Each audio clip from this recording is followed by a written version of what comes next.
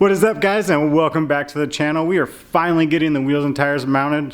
I am super pumped for this. We are gonna ceramic coat them today, go over the TPMS sensors, and then also hopefully how to program them. First, we're gonna check out my little goodie bag right here. I got the C6 center caps, I've got new valve sim caps, I've got the TPMS sensors, and then hopefully this will program them. I'll put a link in the description below for all of this. Also, I did want to note real quick that you guys can kind of see right here, these are the gray ones. The gray go from 05 to 2009, and then from 2010 up, you're gonna want green. I'll have part numbers and the different colors down below in the description just to make it a little easier. Let's go ahead and get them mounted.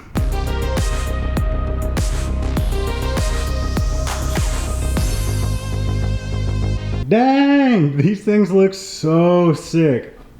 I am so pumped with how these came out. If you guys are new to the channel or can't really tell by looking at them, they are C7 Sport Cup wheels that I picked up friggin' over a year ago or so. And we're finally about to get them on the car. But before we do that, I'm gonna go ahead and hit them with some ceramic coat, which is gonna take a little bit more time right now prepping them, but it's gonna save you so much more time in the long run with cleaning them up, because with aftermarket brake pads, you guys know brake dust is really bad, gets kicked on there. And it's kind of a pain to clean, and I hate cleaning individual spokes, so we'll just go ahead and be able to spray them off for the most part and we'll be good to go. Now, I did already hit them with some Dawn dish soap to get the tire lube off because that was caked on there pretty good. So now all we have to do is hit it with the IPA and then we can ceramic coat them and they should be good to go. Also, real quick before we ceramic coat them, I've been waiting a very long time to do this, so I'm just gonna do it now. Oh yeah. And I lined it up with the Corvette on the wheel, so that would have eaten at me if they were off.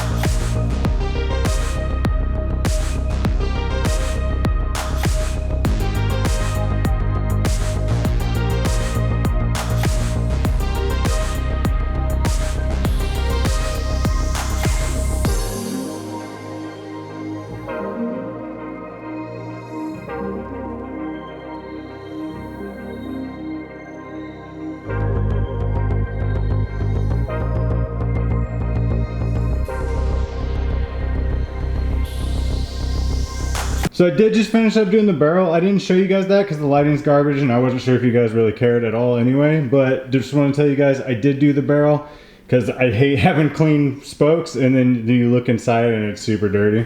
But this wheel is good to go. It's coated. Now I just need to cure. I'm going to go ahead, set this off to the side, get the other three done off camera, let them sit for a few hours, then we should be able to mount them. It's been about a full 24 hours. We let this stuff cure up. Looks great.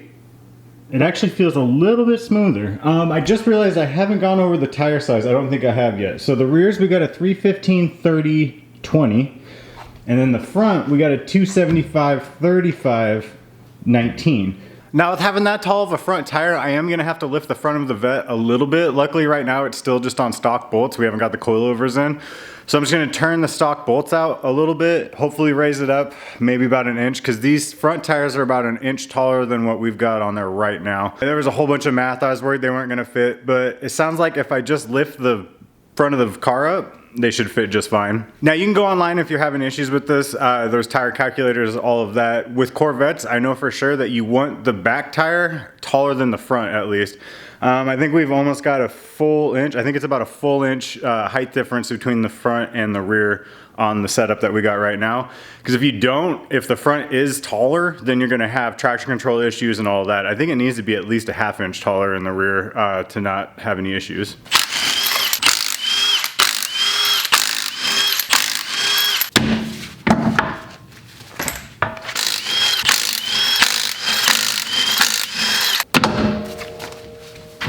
I got the wheels and tires off. I went ahead and started trimming the inner fender a little bit. And it gave me a little bit of a mask, so I'm gonna go ahead, get this cleaned up, and then I'll show you guys why I had to do that. Here's the pieces from both sides that I trimmed. I didn't measure anything, I just kind of eyeballed it for now. Let's get you guys up under here real quick. As you guys can see, it's pretty clean. I went ahead and hit it with some 80 grit to clean it up a little bit. Also, I was talking with one of you guys after the last video, and yes, if you're wide bodying it, there will be a gap if you're running a base model. Now I'm thinking about maybe running like a rubber gasket or something, but right now I didn't really want to pull the fenders to do that. Also, I'm gonna be running, hopefully, a fender vent right there. I gotta check with the class to make sure that that arrow is kind of allowed that I wanna run in. But if I can do that, I don't know if I'm gonna run a gasket in here. Either way, the fender's gotta come off because I wanna make sure and clean that up a little bit more over the winter. If I'm running a vent right here, it's just gonna allow the air to escape through the vent. So I don't know if I wanna be blocking it off. I got a little bit more research I wanted to do before I really dig into it.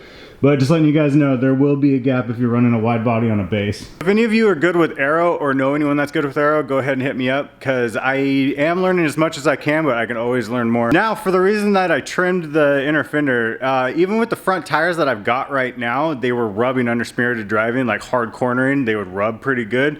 So I just wanted to go ahead and trim that because like I said, these new tires are about an inch taller. So I'm gonna go ahead, get this thing dropped down on some jacks. We're gonna put the leaf spring on the jack, so hopefully it'll release the bolt, so then we can kind of lift the front of the car up a little bit. Well, that kind of sucks. I've got the whole front weight of the car sitting on this jack stand right here, trying to relieve the pressure off this leaf spring, so I can move this height, or this bolt right here. I don't know if you guys can see it, but that's how you adjust the ride height of the car. Now I've got some Freeall that I put in there just in case it was seized, and it's still not helping at all. It's been sitting on there for a little while now, and I cannot get it to budge. It should not be this hard to move it. So I think I'm gonna spray some more in there. We might just throw the wheels and tires on and see how it is. I'm just worried it's gonna rub like crazy and I'm just gonna have to pull it in and take them off anyway.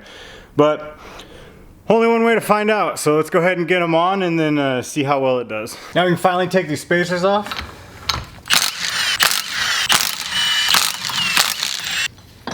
Yay.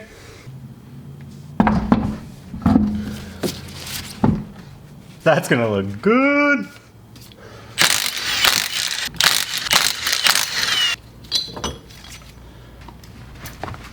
Okay, this bad boy is not white. Bam. So I'm gonna get you guys a quick shot of what she looks like on the ground. This is before it settles, obviously. There is a bit of a gap. I'm just worried about how much that gap's gonna disappear. I know usually you want it as low as possible, but I just don't want these to rub at all. I am very happy with the offset though. I don't think we're gonna have to run a spacer at all on the front. The rear may need a spacer. Once it settles, we'll know for sure. But also I wanna wait till I get the coilovers on the car to really decide what we wanna do with it. And then I don't think I mentioned earlier, but the fronts that came off it were a 245 40 18, and then the rears were a 285 35 19.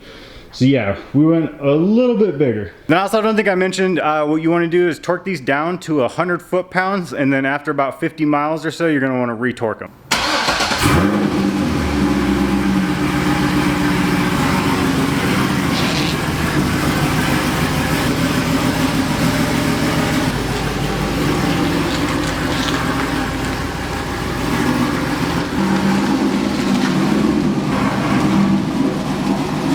Now so far there's no rub at all. I didn't go full steering lock, so I'm not sure if it's going to rub on the front brake duct yet, and I don't know if it's completely settled yet, so hopefully it doesn't rub too much. If worst case scenario, we have to trim the inner fender a little bit more. Whoa, down here. Trim the inner fender a little bit more. But we'll be picking back up on this tomorrow because the sun is dropping really fast, and I want to get you guys some good shots of it out in the sunlight. Okay, I just realized I haven't showed you guys how to set up the tire pressure sensors yet. So what you're going to do is you're going to set the car in accessory mode. You're going to take your key fob, you're going to hit lock and unlock at the same time. Now my horn's not working for whatever reason right now, but I just heard the relay click. Then you just take this little guy, come up, set it right here. Heard the click. Click. Then finish off with the driver's side rear.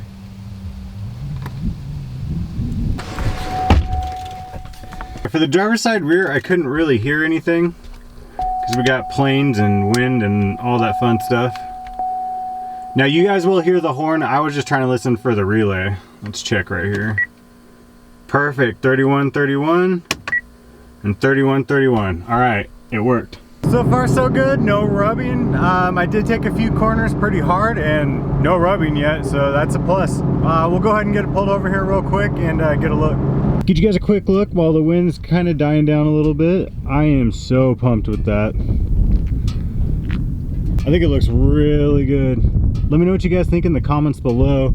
Obviously I can't wait to get it lowered on the coilover so I can kind of level it out a little bit. Honestly, it doesn't look too bad right now though. I'm very happy with that setup. I don't think we're gonna have to run any spacers. Looks like it's tucked pretty good. Maybe kick it out a little bit more, but I don't really see the point right now at least. I just can't wait to get the new big brakes on it, get the lip kit on the front, and then also get the side skirts. It's just gonna come together very nicely. Get a shot over here real quick. It's kind of in the shade. I don't know if you guys can really see a whole lot. But yes, I am most happy with this thing. Also wanted to point out the front, I don't know, I can't believe it doesn't rub at all. It's tucked pretty nicely.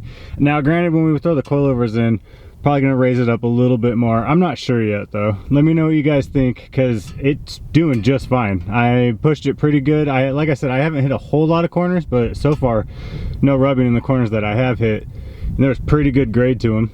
With that being said, I'm gonna go ahead and end the video right now. I really hope you guys like the way it came out. I really like how it came out with the wheels. Now we just got to get the rest of the car done. So as always, thank you guys so much for watching. Hope you guys have a great day.